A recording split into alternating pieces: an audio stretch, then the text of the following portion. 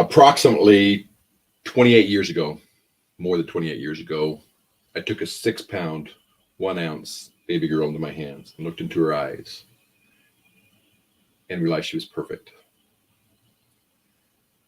Now, as I was looking at her, I felt a great responsibility come on my shoulders because I had something very important that I needed to do for that little girl.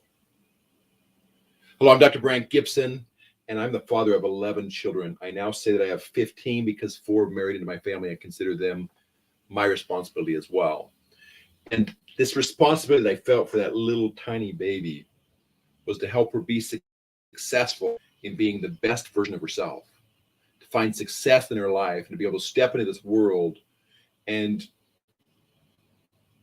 become whoever she wanted to be and live the extraordinary life that she was born to live.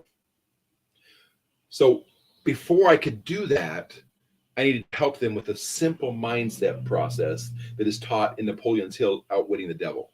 What I'd like to do is start there today and teach you the one little switch that you need to help your children choose in their minds so they can actually make a big difference in who they become. And this principle is the difference between drifter and driven. So let me put these up here on the board for us. Should better get the right pen here.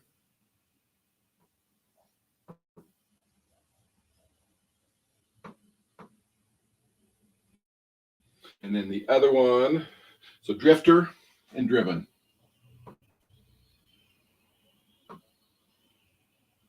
So if you're a drifter, basically you're like the most of the world's drifters makes up 98% of the world.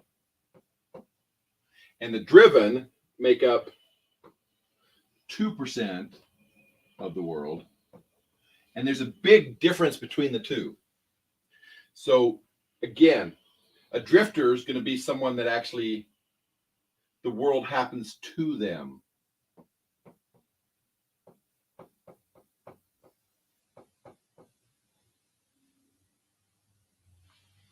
So the world happens to them, whereas the driven, I like to say, happens to the world.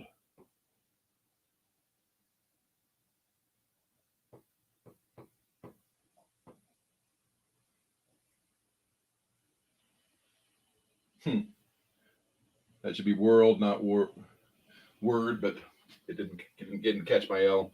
That's part of the problem of being a doctor and writing the way I write. You move this over a little bit so you can actually see the difference here.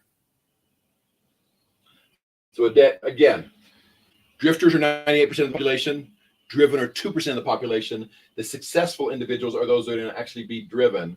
So that's where you want to help your children get. There's another acronym that actually works really well for this that was taught by Carrie Overburn, one of my mentors, and he uses the acronym BED. And what this basically stands for is blame, excuse, and deny. So basically, they're denying responsibility. They're using excuses why things are happening, and they blame others for what's happening in their life.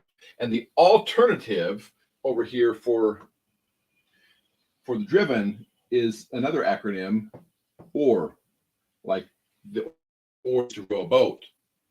And basically what they're doing is they're taking responsibility and they're actually looking for ways to do things. And I can't remember the exact I can't remember what it stands for. So I'll think about it here and probably be able to tell you here in a second. But OR is basically the alternative. So that basically they're taking responsibility and they're acting and they're basically moving forward with the life, understanding that it really is their responsibility. They're making a choice to move forward without any limitations, without any problems that way. And how do you move your child from drifter to driven? One of them is teaching them that they have the ability to live an extraordinary life. One of them is not giving them the excuses why they're failing, but helping them understand that as they take responsibility and as they see what's going on and they learn from their mistakes, they learn from their weaknesses, that they really can overcome any situation. So overcome, action, and responsibility is kind of the idea. So they're going to overcome anything that is happening to them. They're going to actually act on the world instead of acting on them, and they're going to take responsibility. So the idea, are you a drifter or are you driven? If you want to help your children be driven, they need to see that you're driven.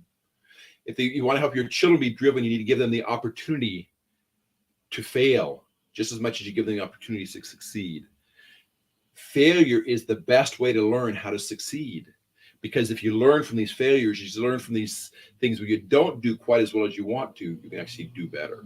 So my responsibility with my children, my responsibility with that 6-pound 1 ounce baby girl, was to help her understand that she is extraordinary, to help her understand that she can move forward and accomplish anything she sets her mind to, and then helping her find the way to do that. Not do it for her, but give her the abilities and the trust and even the encouragement to move forward without any limitations. So the truth is, you are extraordinary. Each of your children are extraordinary, and they deserve to live an extraordinary life.